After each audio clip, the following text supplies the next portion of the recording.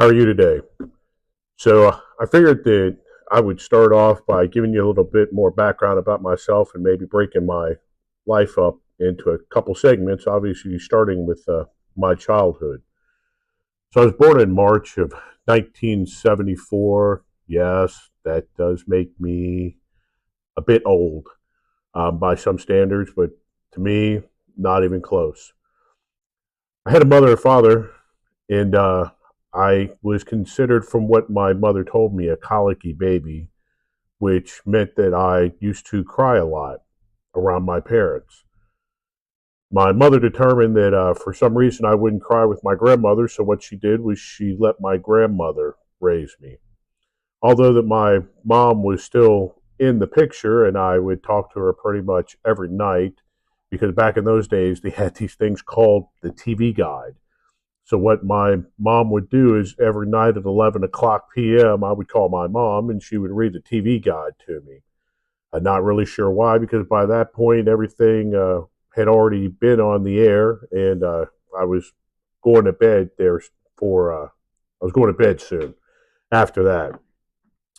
But my grandmother, she lived in a part of town that I won't call it necessarily a poor part of town, but it definitely was not a rich part of town. She had government assistance with food stamps, but she did everything that she possibly could to take care of me. We eventually, my grandmother passed away when I was at the age of 7. So at that point, my mom ended up moving into my grandmother's house and raising me. Still not really sure to this day why my mother moved in instead of me just going back to her house with my father. But nevertheless, she moved in and started taking care of me. My father, though, nowhere to be found. I'm not really sure what happened with that, why he just gave up on me, but he did. So, not really much I could do about that. I'm not going to be the first, nor will I be the last, really, to grow up without a father. So, my mom, she worked 2 jobs in order to make ends meet, and still, even with that, that wasn't a lot, um, a lot of money, I guess, for her. So we ended up at times not having heat, not having hot water. We always had food, always had electricity, but other things did have to go to the wayside when they broke down. I used to walk to school every day because my mom would have to get up for work. So I'd have to get myself up for school, have to get ready for school, had to walk to school, which was only about 5 blocks away, until, of course, I ended up going to school uh, even further away than, uh, than that neighborhood. So I went to elementary school up to 3rd grade, and then starting in 4th grade, I decided that I wanted to go to a specialized school, which was the School for the Creative and Performing Arts in Cincinnati, Ohio. Just to give you some sort of background on that, if you ever saw the show Fame, where they danced on tables and sang songs all the time, well, that was the same school, but that show was based out of the one in New York. And I can guarantee you that there, in my school, there was no dancing on tables. That was going to get you detention. And there was, well, no, there was some singing in the hallways, but we weren't breaking out into full blown out song in the hallways. But nevertheless, started there in 4th grade and ended up finishing school there and graduating in the 12th grade. But along that time, there was a lot of things that happened within my life. Obviously, my mom was working 2 jobs, so pretty much what I was doing, still, I was getting myself up. I was walking to the bus stop. I was catching the bus to school. I'd go to school for, it was like 8 hours, and then I would come home, get myself off the bus, make my dinner, do my homework, and right before I was going to go to bed, that's when my mother would end up getting home, and then we would repeat the same thing the next day. During my time frame of going to school, um, my mother couldn't afford to replace some of the things in the house. So I remember at one point the furnace went out, so we pretty much had to live in one room. So the living room turned into the living room slash bedroom. So we had to go get a pull out couch. For those of you that don't know what a pull out couch is, that's one of those couches that you remove the cushions and then you pull the mattress out of the couch and it now turns into your bed. And that's where me and my mom both had to sleep because we had to go get a kerosene heater in order to keep that one room heated up during the winter time. There was another time where the hot water heater went out, and my mom couldn't afford to get that fixed. So I really could only take showers one time a week. I had to go over to my Aunt Rose's house to take showers on Sundays. And then for the rest of the week, unless I wanted to take a cold shower, I unfortunately just did not get to shower. And that within itself caused some issues for me in school. So I ended up being one of the kids that got picked on a lot, got bullied. One, because, well, as you can imagine, only taking showers once a week, your body odor started picking up. Although I was able to hide that, um, unfortunately or fortunately, however you wanted to look at it, I ended up landing a part in a play where I played a kung fu artist and had to go barefoot. Well, you can only imagine what that was like when you're only taking showers one time a week. I did everything that I could, but you know, my shoes stunk. I didn't have a lot of socks, so I had to continuously end up washing those.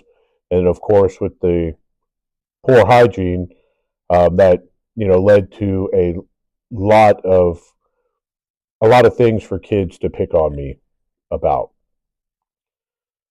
So once I made it through that, I once again I was still a small, scrawny kid and got picked on a lot in school. That lasted until about the eighth grade, I think it was, and finally I got tired of getting picked on. My mom was one of those mothers that told me, "Hey, just ignore it. Words don't hurt. All that stuff. It's not worth fighting. Don't fight." But obviously, at that age, kids saying what they say, and then unfortunately becoming physical. At some point, I had to stand up for myself. And one day in class, I ended up standing up for myself and ended up getting suspended for a few days. But after that, I had no more issues with any of the kids in the school. The unfortunate part for that, though, is that I started to become the bully. I ended up being the one that was picking on some of the kids that weren't very strong. And the reason why was because I found this new energy, this new power in me that I really didn't know how to harness or what to do with. It didn't take me very long to figure it out and to realize that I had become the one thing that I really hated, and that was a bully. So then I started taking that newfound power that I had, or strength, or whatever you want to call it, and started defending other kids and trying to take care of them. So eventually, high school came to an end. Um, and shortly before my graduation, I had one more test where somebody wanted to pick on me. I was out on the playground, and some kid, I was in the 12th grade. He was, I think, in the ninth grade. Pretty big kid, though, a lot bigger than me. Came up to me from behind and just punched me in my head. I turned around, looked at him, and knew what I was about to do. And all of a sudden, I heard one of my security officers at the school yell my name. And I turned around and looked at him, and he told me, he's like, "Not this time. Don't do it this time." And he called me over to him, and he looked at me, and he said, "Kevin," he was like, "you know what happens this time if you do it." He was like, "You're a week from graduation." He was like, "Do you want to graduate?" And I said, "Yes, I do." And he said, "Let me handle it." He ended up handling it and, taking that kid, and he got expelled for the rest of the year. And I went on to graduate that year in 1992. Once again, yes, I know that was a long time ago. So shortly after graduation, um, a friend of mine that I worked with, she came to my house and knocked on the door, and she asked me if I wanted to go out that night with a friend of hers whose birthday it was, and her friend was standing right next to her. And I just got back from playing basketball with friends, still had to take a shower, so I said, "Yeah, why not?" So I invited them in, said, "Hey, let me go get ready." Went upstairs, took a shower, came downstairs, and we ended up going out for the evening. Obviously, at that time, I was too young to drink, but we were still able to go to the clubs at 18. It was just her 18th birthday. I was already 18. Uh, but little did I know that one night was going to change my life for the remainder of it up to today. So that ends the high school career. And what we will do is in the next video is I'll explain to you exactly how it is that one night changed the rest of my life. So if you're one of those individuals that got bullied or are getting bullied, because you don't have to be a kid to get bullied, you can still get bullied at a age of mine. I do still have individuals that try to bully me, but I'm in a totally different state now to where it just doesn't work. I've got a totally different mindset for that. So, just can't be really bullied anymore, but I do still recognize it and try to help others now with getting bullied. But if you're one of those that either have been bullied or getting bullied or anything like that, hey, leave me a comment down below. Let me know if you feel like sharing anything about it. Then share it with me. If not, and you've just been bullied, hey, just throw bully or bullied up in the comments to let me know. And I'll see you on the next video. Just remember that if no one else ever tells you, there is always someone out there that cares for you. And if you don't know who that is, there's at least one, and that's me. Have a great night.